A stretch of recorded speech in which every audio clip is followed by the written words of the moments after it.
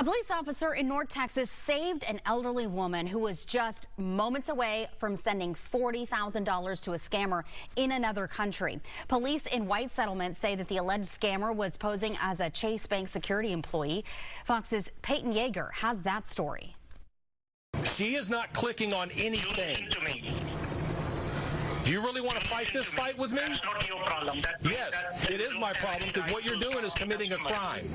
That makes it my problem. Sergeant James Stewart with White Settlement Police stepped in to stop an elderly woman in her 80s from sending tens of thousands of dollars to a man claiming he was with Chase Bank. I was irritated, not just as a police officer, but as a human being. However, the first person to take notice was Mindy Jordan. At that point, she had already put in $23,900, and all I could think was, like, they're trying to just they're robbing her blind. Jordan stopped by the Chevron off I-30 in Cherry Lane Thursday for gas and cash. She says the woman still had wads of $100 bills in her purse, so she called 911. I noticed an elderly lady feeding thousands of dollars into the cryptocurrency machine, and the people on the phone sound like foreigners, and they have her like FaceTiming to make sure that she's putting the money in the machine.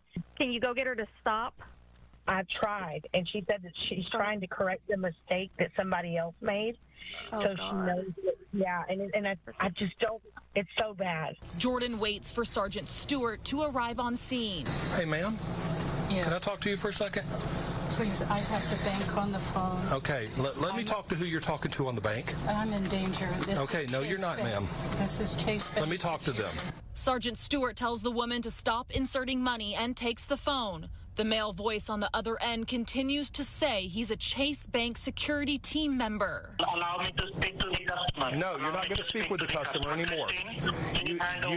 You have already spoken to the customer enough. She never hit the submit button, or he kept saying hit the I'm done button, because if she'd done that, that money would have been gone. Jordan called the number on the Bitcoin machine to file a fraud report. The woman will get her $23,000 back. It just could have been so different, and I'm so thankful to God that it's not, that it ended it happily for her, and she's able to get her stuff back.